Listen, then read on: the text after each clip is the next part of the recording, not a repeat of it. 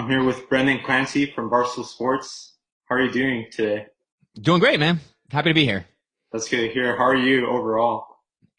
Overall, I'm doing pretty good. I mean, obviously, Corona's crazy. Been at home with the kids for like 9 months now. But we're getting through it, and we're getting through Well, it. that's good to hear. So how's Barstool HQ right now? You I guys, have actually not been to Barstool HQ since this really all went down. I check in with my brother. He's going pretty much every day now. Definitely a lot quieter than it was, um, right before everything happened. But a lot of people back in there. A lot of people there being smart, wearing yeah. masks, doing the right thing. Erica and Stephanie is our HR head of our HR. Like they're doing a lot of stuff to make sure it's as safe as you can be. And of course, like there's no pressure for anybody to come in. Everybody's trying to do the right thing while still fulfilling all their obligations. And how's since you live in New York, or I believe you live in New York, Hmm. how's I know it was like this, like it was the worst in New York for coronavirus. Yeah, yeah. It was crazy in the summer. It was real. Well, I guess early March was weird as everything got shut down. April was the strangest thing in the world because we were all just like locked in. Um, but April, like I didn't like go into the city. I was in Brooklyn. I didn't like go to Times Square and see it empty. Like I didn't do any of that Yeah, stuff. yeah, yeah. Occasionally we like drove through the city because we would go up to Westchester to see my parents. Okay. Um, just yeah, it was weird. It was surreal. Now it's like a little bit more, but I'm sort of still staying isolated in my area. So it's definitely weird, but at the same time, it's not as weird as it was in the height of everything. Crazy times. Yeah, I mean, I was in Miami for the Super Bowl, and it was just they were saying coronavirus is super bad, and I was like, Hmm. what's coronavirus, if Yeah, everyone. And yeah, I know. And then like that, it like hit the whole world yeah, I mean, it happened. So, for sure. so the next, what do you like about working for Barstool? I mean, so many things, man. I think I'm one of the rare circumstances because I had like a full career as like a normal person before I came over to Barstool. Like the early generations like Kev and Dan, they had worked a few years in the real world, but I worked 15 years before I joined Barstool because like if you count like I was working summer jobs from like 18 to 35. So even when there's something I don't like, I'm still like I'm not stuck in a cube job. I'm not in an office slaving away over Excel. Um, I've met so many really cool celebrities. It's almost to the point where sometimes when celebrities come through, you're kind of like, oh yeah, no kidding. Like you're not even phased by it. Yeah, And I love just like creating, looking at things. Like my role is sort of like keep an eye on new apps or new mediums or new formats. Because the podcast, like, I don't have to do too much now to make for John and Kev to make a podcast. So it's like, okay, well, what can we do with TikTok? What can we do? Like that's sort of where this 1 Minute Man thing came from on the main Instagram account. It's like, what else can we do? How can we edit this? Can we make this quicker? Can we make this longer? What is the next new thing? And everything doesn't have to be like a smash hit, but mhm, I always want to be like, what else can we do? Where is media going in general?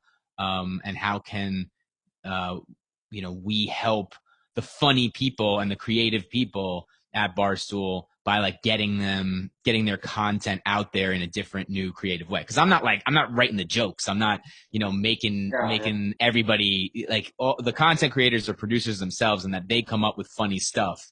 Um, so I like that. That's just like what I love doing, like thinking about things, saying how can we bring Barstool to whatever is going on. TikTok used to just be teenagers dancing and lip syncing, but it's like, okay, Yeah. how do I get, like dick jokes in there? And how do we, can we use the voicemails or what, like how can this all evolve and we can bring Barstool to more audience and more platforms. So Yeah. it's just something I absolutely love doing. Yeah. Fun fact about me is I have viral TikTok video too. So Do you listen, man? All you young kids, I talked to a few people and they're like, "Yeah, I posted like two TikToks and one of them went viral." I'm like, "What? What are you yeah, guys doing? What did you do?" it was just a kid. I was down with friends and they kicked Okay. a soccer ball and they hit like a little kid and so I was like 2 million views I think or around that. Damn, Yeah. man. Yeah, I talked to I had another girl on. She said, I posted one video of when I broke my collarbone. It did 600,000 views. I'm like, God damn, you guys. And Yeah. I had Steph Shalago on. She met One Direction, so she posted a video of that. She was like, yeah, it did like 100,000 views. I'm like, I can't get like 10,000 views. Yeah. At So first I was like, I can't get 100 views. It's like, yeah, but and then you after, popped off. yeah. That's good. Yeah, yeah, Yeah. that's pretty cool though. So another question is like you kind of almost answered it, but like who's like your favorite celebrity you met at Barstool already? Ooh, man, I met so many cool people. Favorite, I guess my favorite, I kind of nerded out. I'm a big Gary V fan. I've read all his Yeah. books. Yeah. Gary Vaynerchuk was very, very cool to meet. We got to go and film in his office. So that was probably the coolest thing. Um, Stone Cold Steve Austin. I was a big WWF fan growing up. That was very cool. Bill Burr is like so funny. I didn't get to, oh no, yeah, no, yeah. Bill Burr, I can't remember if I met him at the office or if we were out here in LA, but he's hysterical. Yeah. There's just, but there's like a ton of people. I mean, I'm a huge Mets fan. I really like meeting Jeff McNeil. He's Yeah. like, he hasn't really even, like, he's a good player, but it's not like I was meeting like when I met Keith Hernandez, we did a podcast with Keith Hernandez, in his like, Uber. We went and Oh, he got like a yeah. SUV and Kev sat next to him and I was filming and we had him all mic'd up and we recorded. That was fun. A Yeah. lot of, I mean, I'm probably forgetting like some of my favorites too. Yeah. I mean, I met David Wright at the winter meetings in Oh San yeah. Diego. Yeah. Yeah. I've never met David Wright. I would love to meet David Wright. I met his brother through Twitter in the Okay. early days of Barstool, New York. He just randomly DMs me and he's like, you should come to the bar because he was a bartender. Yeah. And I was like, all right, yeah, for sure. And he was like, yeah, maybe I can set something up with Dave. I was like, what? And then I look at his name and his name is Matt. His name is Matt Wright. And then I look at him and he looks exactly, if you Google Matthew Wright, like, David Wright brothers and stuff like that, they all look like twins. Yeah. Or they all like look enough like each Yeah. other. And he referred to him as Dave. And I was like, that's super like familiar. And I was like, then I get there. I'm like, oh, you are definitely his brother. Yeah. And me and Kev went there and he just went and he grabbed a bottle of Jameson, came around the bar, sat with us and just got us obliterated drunk. So that was my fun David Wright story that doesn't involve David Wright. Yeah. I mean, at least you're there. You're almost there. So Yeah, yeah. I'd love to meet David Wright. I really would. yeah, he's a cool guy. So Yeah, I bet he is. uh, so how's it being like a sports fan of like one of the worst teams, the Mets? Dude, I mean, right now we've got a little hope. Got a little hope with Stevie Cohen. I mean, I'm not like trying to be like, flip the switch and all of a sudden be a super optimistic fan, but I'm just like any glimmer of hope gets me excited here. I Yeah. really genuinely think, I don't know if people don't really understand how bad the Wilpons are. Like people are saying, oh, you just think that, Steve Cohen is going to come in and spend all his money. Like that's not how he got to be a billionaire. And I'm like, you don't understand. The Wilpons were failing in real estate. Like they were going broke. So any money that the Mets would bring in, they just used to like help prop up their other businesses. Yeah. We're huge. We're in the biggest market in the world, and we spend like a small market team. I just want to behave like a big market team, like that. Just like that. Just spend in the. You don't have to outspend the Yankees. You don't have to outspend the Red Sox. You have to be in the ballpark with them. Yeah. If they do that, and then they need to do it smart. I don't expect to just like win World Series after World Series next. I just expect to like kind of contend. That would be nice. I can't believe they didn't make the playoffs. Half the league makes the playoffs, and the Mets couldn't make the playoffs. They're the best pitcher in baseball. They didn't make the playoffs. Yeah, exactly. So So you asked, how's yeah. it been? It's been rough. So how is having one of your old like players go to play for the Dodgers and then suddenly he's like the all-time Oh franchise yeah. Oh but yeah. it's weird. I mean, are we talking about Turner, or is there Yeah, another yeah, one yeah, that I don't even? Yeah, yeah. because there could be another one. Because Daniel Murphy, when he went to the Nationals, he had that really good World Series, and then we let him walk, which obviously it's like, you know. Yeah, I was surprised. But then he hit like 400. It wasn't just like he played well. I do think there's like, and I think Turner has said like the Mets are bad at this. Like they wanted him to take a different approach to hitting, and then the Dodgers was just like, yeah, just do your thing, and he just rakes now. I mean, you know, Justin Turner was like a nice player for the Mets, and he's like a perennial All-Star. Yeah, So the gift that the Mets give is as soon as you leave, you're going to be like an All-Star. So yeah, like if they don't sign you, you should just be like, great. And if you're another GM, you'd be like, oh, the Mets are passing on this guy. He's probably awesome. yeah, for sure, for sure. Just watch Robinson Cano come to the Padres. Sure, yeah, he'll be fantastic. He'll be amazing. So what? So why not the Yankees? Why did you choose the Mets and the Jets and the Knicks? Yeah, that was kind of thrust upon me. So the story goes that it's really my mom. My mom hates the Yankees more than any other person hates any other thing. Yeah, So, but my grandpa was like he was sort of like a New York guy. He was just like, I root for all the New York teams, but he liked National League ball better. He all didn't right. like the DH. Now it's funny that the DH is kind of like going away, but you know, he was like an old school guy. So he liked National League. He never really said that he was like a Dodgers fan. He was just like a New York fan. Dodgers leave, Mets eventually come in. He likes watching National League ball. And then somewhere along the line, my mom just ended up hating the Yankees. And my grandpa was more of a Mets fan than a Yankees fan, but he didn't hate the Yankees. My mom ended up hating the Yankees. It's funny because my uncle, my mom's brother, is a Yankees fan, and she All ends right. up hating them with a passion, raises us that way, and just kind of like just weren't into us. And then when the Yankees started winning, 96, 98, 99, and then of course 2000 they beat the Mets, like everyone I know was just so obnoxious about it. Like all the Yankees fans I grew up with were just like rubbing it in our faces so much. So that solidified it. I was like, oh man, never again. Yeah, But I feel like it was born into me. Like I don't even feel like my mom, like maybe she like, I don't know. She must have bred it into us because it's just like in my core. I hate them so much. yeah. So do you think the tank for Trevor Lawrence is real for the Jets, or are we just a bad team? Man, I'd be so tempted to do that. I mean, I think it's not. I think Dion said he was like, it's not tanking. Like, there's a very good chance we just go 0-16 without even trying. Yeah, But then it's so like, are we really just going to double up at quarterback? Kev's made a lot of good points about how like Sam is pretty far along and we're going to have to pay him soon. So why not just start over with what seems like an actual real sure thing? And then the fact that like being the team that passes on Trevor Lawrence, that's going to be brutal. yeah. So unless you can trade down and get like this massive haul where you get like a ton of first round picks and then you also get like a decent player out of that draft that maybe can work with Sam. But, you know, I do like the idea of just kind of like starting over, giving yourself another 2-3 years before you really expect, and then maybe having like a really generational talent.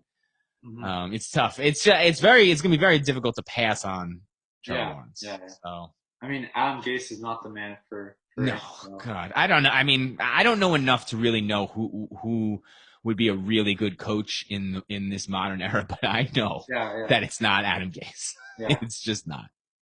Were you into the Knicks when they almost got the first overall pick and they got all the hype for Kyrie Irving, Kevin Durant, and Yes. Zion? Yeah, I mean, I right now the Knicks have been so irrelevant for so long that they feel literally like a dead person to me. yeah, They feel like my grandpa. They feel like a distant memory. I am not nearly as active. I feel for guys like Clem. Clem still like lives and dies with them. Porzingis reinvigorated us for a little bit, but even when that went wrong, it was like, oh yeah. my God, man, we just can't catch a break. And then I let myself get like wrapped into maybe we'd get the number one pick. And I, you know, obviously shouldn't have. Like they didn't even come close. Yeah. And then as long as Dolan's around, it's going to be a similar situation to the Mets with the Wilpons where you're just not going to want, like people aren't going to want to come there. And you saw it with Durant and Kyrie literally still picking New York, but picking like the other New York. Yeah, Um, it's brutal, man. I mean, the city is so like, you won't know about it, but like the late 90s, even though like when Jordan retired, so there was like a glimmer of hope that we could make it out of the East. Like everything was just so exciting. Like, Latrell Sprewell and Allen Houston, these guys are not like Hall of Famers, or maybe they're Hall of Famers because everybody gets in the NBA Hall of Fame, but yeah. like, it wasn't like these guys were iconic, everlasting players, but I remember them so fondly because it was so like everybody in New York. Now it's weird because the Nets could really split the city, but especially with like all-stars, but just having everybody on the same page, all the Mets fans and all the Yankees fans and all the Jets fans and all the Giants fans all rooted for the Knicks. Mhm. So it just made this, it was just like an incredible time. And we didn't even Yeah. win anything. I can only imagine if we won something. Yeah. Yeah. Just all the riots. Yeah. Yeah. That would have been nuts. So what's your go-to like karaoke song or just song for you? Oh God, karaoke makes me just so like anxiety ridden. But I'd probably sing um, like a Bon Jovi song or like a Okay. Billy Joel Yeah. song, and then I'd pull up everybody with me. So I'm not standing there doing it alone. You don't want to hear me sing. I mean, I know karaoke's not about like really being like a good singer, but I don't have one of those like I can actually do this song well. So I just pull everybody up and we just be singing like Piano Man, drunk as shit. Because I would have to be blackout drunk to get up and sing in karaoke. Karaoke's not my jam, but I like Billy Joel or like something super corny. Yeah. How So about you? I mean, I'm an 18-year-old, so probably just like a hip hop song or Yeah. Bon Jovi. Yeah. You get up there and do like a Cardi B song or something. That'd be Yeah, hysterical. yeah. Maybe a Travis Scott, I don't know, but God damn, you're 18. You're yeah, a fetus. yeah. Holy shit. I'm like 6'2" right now, so It's not, you're a big boy then. Good for you, man. yeah, thanks. 18 years old. God damn. Born in 2002? 2001. My birthday's next month. Oh Yeah, my God. yeah, That's nuts, man. Good for you. Your whole life ahead of you. yeah. Thank you very much. So tell me about. So, are you a big Star Wars fan? Because I see the Baby Yoda thing right Yeah. I am, it's funny. I consider myself a pretty big Star Wars fan, but then you see guys who cover it like Robbie Fox and Clem, and they just like live and breathe it. I Yeah, absolutely loved it growing up. I am not a fan of the prequels. I watched them. I didn't really love them. And then the newer stuff, I feel like they just didn't have it. Like, so I know about it enough. I follow it. I watched all of them. yeah, I'm definitely a fan, but much more of the original trilogy. I like the last one. I hated the second to last one. I think you're kind of either on either side of that. Like you either think the last one ruined the one before that, or the one before it was a mess, and the last one kind of made up for it. yeah, I feel like it was all rushed, very disjointed. The story was like not good, but I still love the Star Wars universe. I love Mandalorian, and then I just I ordered that like yeah. as when Baby Yoda was like the craze. I ordered it, so I got it. So yeah, but I do really love like the Star Wars universe and the Star Wars stories. Yeah, I know. I was really into the like just like everything during Star Wars, like episodes 1 through 3, Mm-hmm. Yeah. but Yeah. For me, it's the prequels. For you, that's probably like the original series. yeah, Like, yeah. that was what you grew up on. Yeah. I mean, I grew up on watching all of them, Yeah. so that's like my thing too. So, For sure. For sure. well, Cool. thank you very much, Brendan. I hope to talk Awesome, to you man. soon.